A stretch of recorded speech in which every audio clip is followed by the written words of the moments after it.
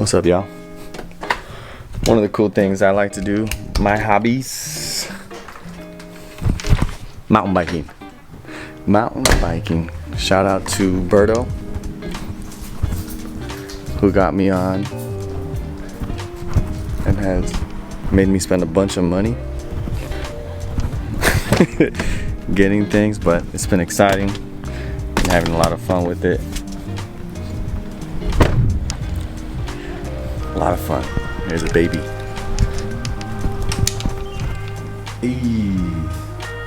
Just gotta hook up. About to do that real quick.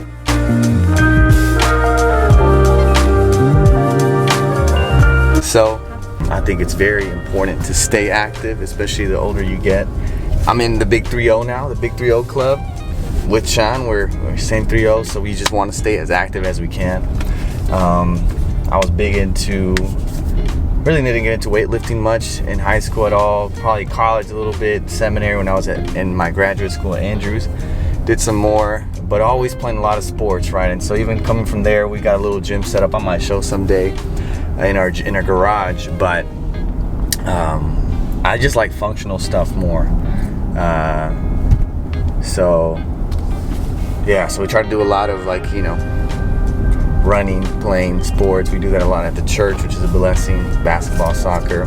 We're actually now preparing for a Zion half marathon trip. So I just jumped on that. I'm not much of a runner unless there's something to be chasing. So people or or balls, like soccer, basketball, something like that, football.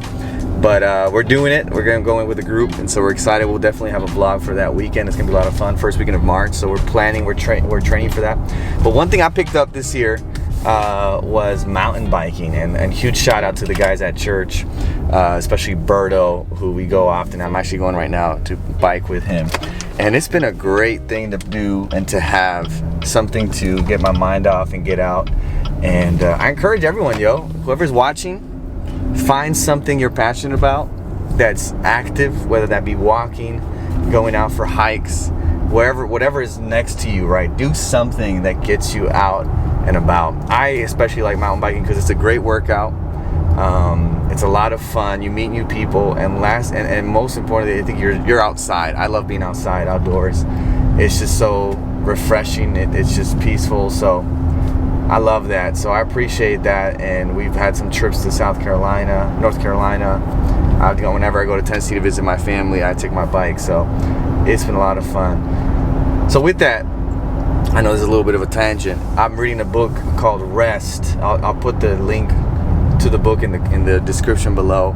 But it's a wonderful book that I've just been reading. That's been recommended to me, and learning a lot about the importance of resting. And one of the things that their book is hitting on really important in the beginning is how, and it goes with another book that I'll link as well called At Your Best by Carrie Newhoff.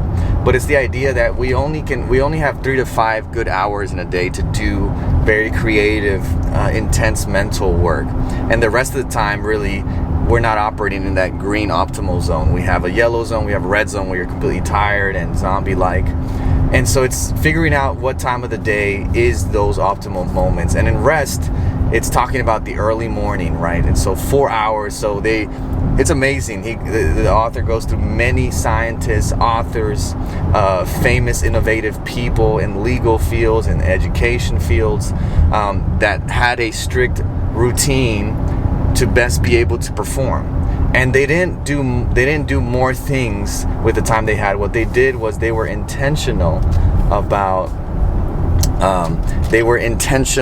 about how they rested. They were deliberate in resting. And then when they did work or where they did do stuff, they were deliberate about what they did and how they did that. And so it's been an amazing book. It's really inspired me to try to wake up earlier, to really set time out to work intentionally. And so what some of them would do, they would work for 90 minutes and take a 15-minute walk. And so I just did that. I'm working on a sermon for a couple of hours there. I was writing, and I had kind of this mental block, like you do when you have a writer's block.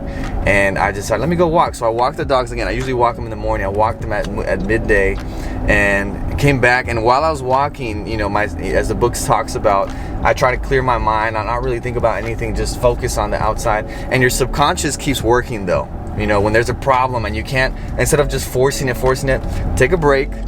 and let the subconscious keep working. And so while I was out there, I got 2-3 good ideas, you know, on what to do with the message. And when I got back, boom, did it. And now I'm on my way to go biking. So it's important for you to be patient with yourself, to be gracious to yourself. Don't over exceed your capacities. Some of us want to be like machines, but we're not machines, right? And so we have to understand ourselves, listen to your body, take naps. That's what people that were, obviously it's kind of difficult because of how work is sped up and is formed right now. It's hard to really apply those principles, but I think it's important. And I encourage you to read that book. But taking breaks, taking rest, take a nap throughout the day, a power nap. I took one yesterday, a 10-minute nap, woke up refreshed, and I was like, man, this is good. So encourage you guys, get out, get some exercise, listen to your body, get rest. But more than anything, just be attuned to your body and the needs, and don't overwork yourself. For what? ¿Pa qué? ¿Pa qué te vas a matar? Yeah, you know what I'm saying? Enjoy it. All right, y'all, that's my soap opera.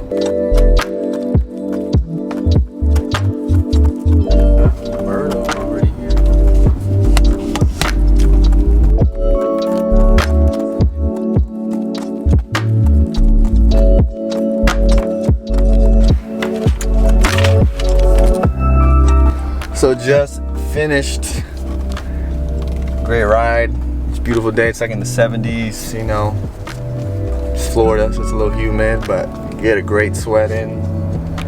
Do about 50 minutes. Love it. I love it. I love it. So get out there, get some exercise today, guys. Even if it's a 30-minute walk, get out, get the blood flowing, get the body moving.